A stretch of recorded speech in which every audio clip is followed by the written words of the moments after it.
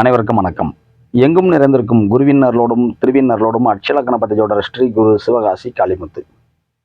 அட்சலக்கண பദ്ധதி அப்படிங்கிற வளரும் லக்னம் அப்படிங்கிற வயதின் லக்னம் அப்படின்னு அடிப்படையில் நாம் பலன் பார்க்கும் பொழுது நம்மளுக்கு ஜாதகர் அனுபவிக்கின்ற பிரச்சனைகளை நம்ம இலகுவாக கண்டுபிடிக்க முடியும்.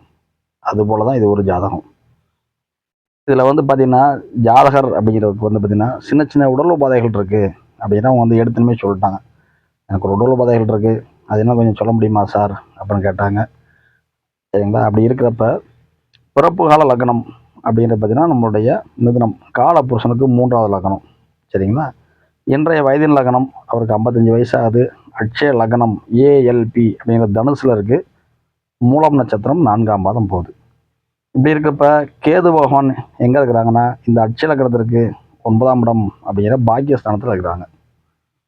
குரு பகவான் லக்னாதிபதி எங்கே இருக்கிறாங்கன்னா 11ஆம் இடத்துல இருக்கிறாங்க. ஆனால் ஜாதகருக்கு உடல் உபாதைகள் இருக்குங்கிறாங்க. நவாம்ச புள்ளி எங்கே போகுது அப்போ நம்ம பார்த்தோம்னா மூலம் 4 கேது பகவானுடைய நட்சத்திர புள்ளிகள் நவாம்சத்தில் எங்கேருந்து இயங்கும்னா மேசத்துலேருந்து இயங்கும். மேசத்துலனா மூலம் 1, மூலம் 2, மூலம் 3, மூலம் 4. அப்படின்னா நவாம்சம் நமக்கு கடகத்தை தொட்டு சொல்லுது. அட்சய லக்னத்திற்கு 8ஆம் இடம்.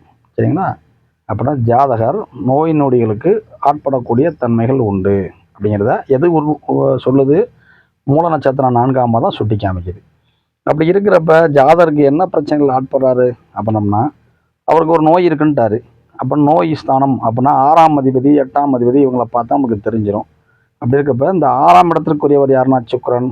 6, 11க்குரியவர் சுக்கிரன். அவர் இந்த அட்சய லக்னத்திற்கு 12ஆம் இடம் அப்படிங்கிற இடத்துல இருக்காங்க. நோய் சார்ந்த விரயங்கள் போகணுங்கிறத சுக்கிரன் உணர்த்துறாரு. அதே தருணத்தில் பார்த்தீங்கன்னா 8ஆமாதிபதி அப்படிங்கிற சந்திரன் லக்னத்தில் இருக்கிறாங்க. சரிங்களா? அப்படி இருக்கனால ஜாதகருக்கு தலை சார்ந்த இடத்துல பிரச்சனை இருக்குது அப்படின்னு நம்ம சொன்னோம். ஒரு சிலருக்கு பார்த்தீங்கன்னா பெண்களாக இருந்தாங்கன்னு வச்சுக்கோங்களேன், தலைக்கு நிறைய தண்ணி ஊற்றி குளிப்பாங்க. ரெகுலராக ஒரே தண்ணியில் குளித்தாங்கன்னா ஒரு பிரச்சனையும் வராது. திடீர்னு சம்மந்தம் இல்லாமல் தண்ணியை மாற்றி குளிச்சிட்டாங்கன்னா தலை கனமாக இருக்கும். இது நம்ம அனைவருமே உணர முடியும். மழை பெய்யுது, மழையில் நனைஞ்சிட்டாங்கன்னா தலை கணக்கும். அதுபோக 8ஆமாதிபதி 8ல்.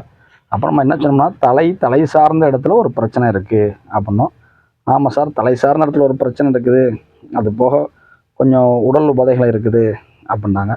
அப்படின்னா என்ன பிரச்சனையாக இருக்கும் அப்படி நம்ம ஆய்வு பண்ணி பார்க்குறப்ப இந்த 8ஆம் இடம் அப்படின்னா மருந்து மாத்திரை ஆஸ்பத்திரி அறுவை சிகிச்சை சம்பந்தமானது 8ஆம் இடம்.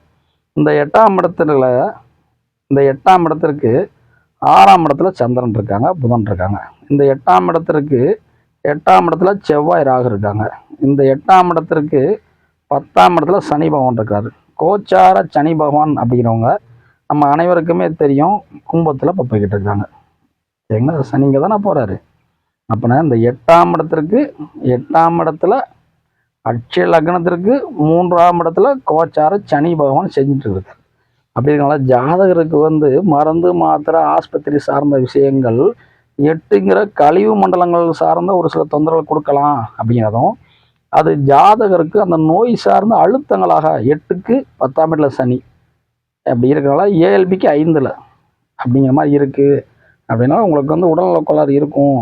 ஒருவேளை நம்முடைய கழிவு மண்டல உறுப்புகள் சார்ந்த ட்ரபுள்கள் ஏதாவது இருக்குதா அப்படின்னு கேட்குறப்ப ஆமாம் அப்படின்னு அவங்க சொன்னாங்க.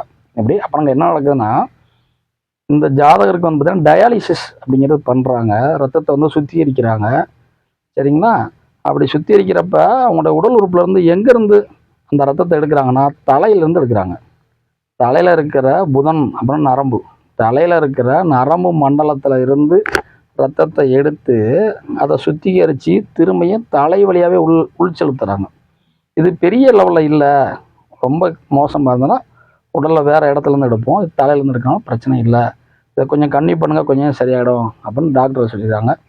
அப்போ நம்ம இந்த ஜாதகத்தை நம்ம என்ன புரிஞ்சிக்க முடியுது அப்படின்னா அட்சலக்கணை பற்றி ஜோட முறையில் நம்ம ஜாதகராக இருக்கவங்களுக்கு என்ன நோய்த்தன்மை இருக்குது, அது எங்கே இருக்குதுன்னு கண்டுபிடிக்க முடியும். இப்போ இவருக்கு தலையிலேருந்து எடுக்கிறாங்க.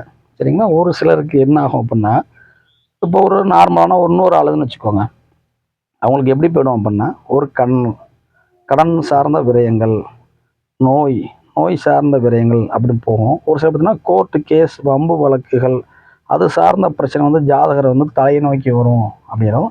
இல்லை வண்டி வாகனங்களில் போகிறப்ப கீழே விழுந்து அடிபட்டு தலையில் அடிபடணும் அப்படிங்கிற பிராப்தங்களாகவும் ஜாதகம் வந்து உருமாறும். அப்படின்னா ஆளுக்கு தக்க இடத்துக்கு தக்க அப்படிங்கிறது வந்து மாறுபடுது.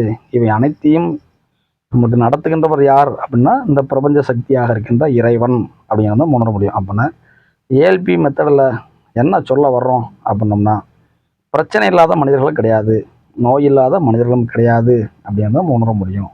அனைவருக்கும் நன்றி. வாழ்க வளமுடன்.